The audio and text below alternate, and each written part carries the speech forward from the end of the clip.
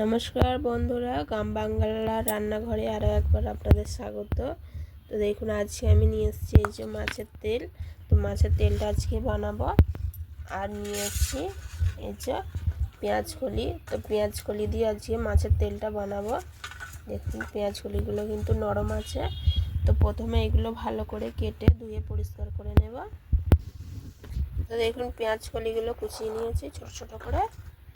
আর এই যে মাছের তেলটা কুচিয়ে নিয়েছি ছোট ছোট করে। আর অল্প ছোট্ট ছোট্ট করে একদম ফুলকপি কেটেছি, দেখুন ছোট ছোট করে। আর একটা পেঁয়াজ কেটে নিয়েছি। তো প্রথমে কড়াই বসিয়ে দেব।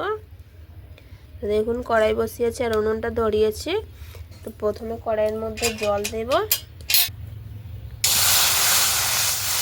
জল দিলাম, কড়াইটা গরম হয়ে গেছে।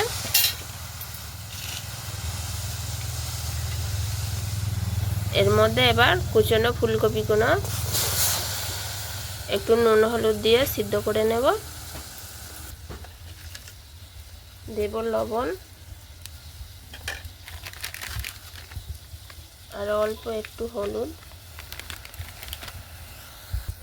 তো এটাকে ভালো করে একটু ফুটিয়ে নেব। যেহেতু ফুলকপি একটু ভাপিয়ে নিলে ভাজতেও ভালো হবে, আর এর মধ্যে যে পোকামাকড় রয়েছে সেগুলোও বেরিয়ে যাবে। তো ফুলকপিটা ভালো করে আগে সিদ্ধ করে নেব। কপিটা সিদ্ধ হয়েছে নাকি দেখব। সিদ্ধ হয়ে গেছে। তো কপিটাকে এবার ঢেলে নেব।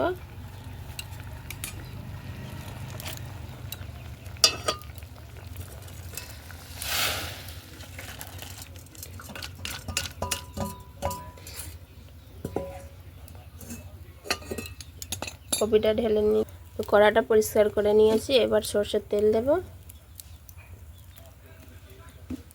সরষের তেলটা ভালো করে গরম করে নেব। তেল গরম হয়ে গেছে, দেব কুচানো পেঁয়াজ একটা, দেখুন।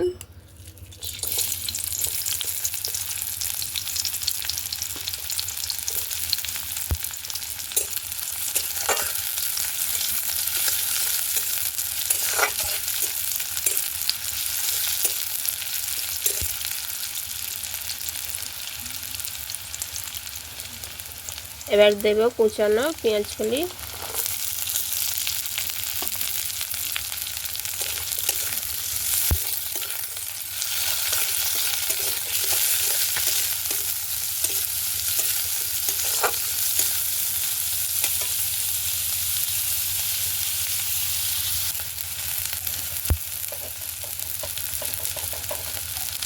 দেব অল্প লবণ।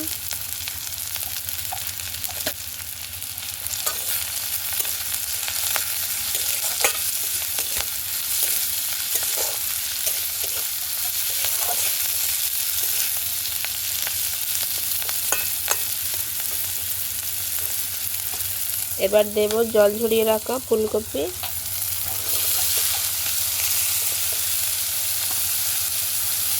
এগুলোকেও ভালো করে ভেজে নেব।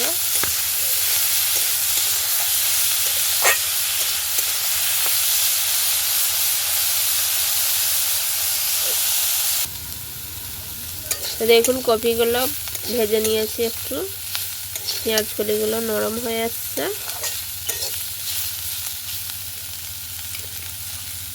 এবার দেব মাছের তেলটা, দেখুন।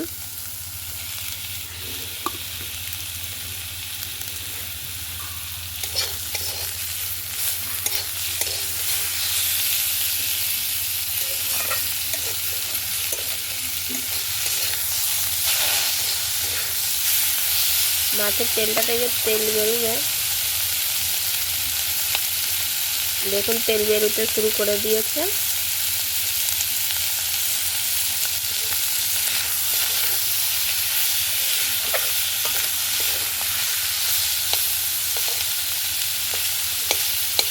দেখুন কেমন তেল বেরোচ্ছে।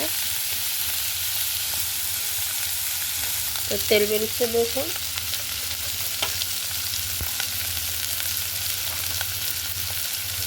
এবার দেব সামান্য একটু আদা রসুন বাটা, অল্প দিলাম। দেব হলুদ গুঁড়ো,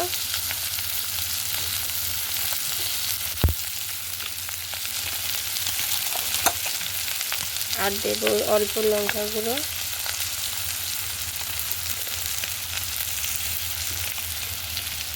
এটাকেও ভালো করে ভেজে নেব।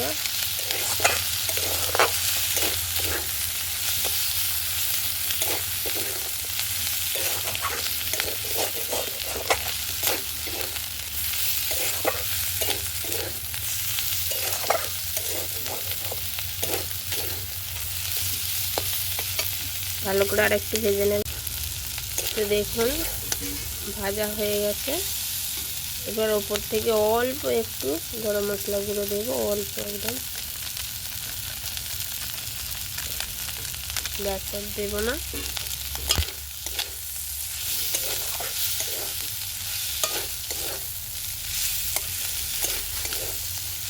রান্না হয়ে গেছে, এবার নামিয়ে নেব। তো দেখুন হয়ে গেছে, এবার তুলে নেব।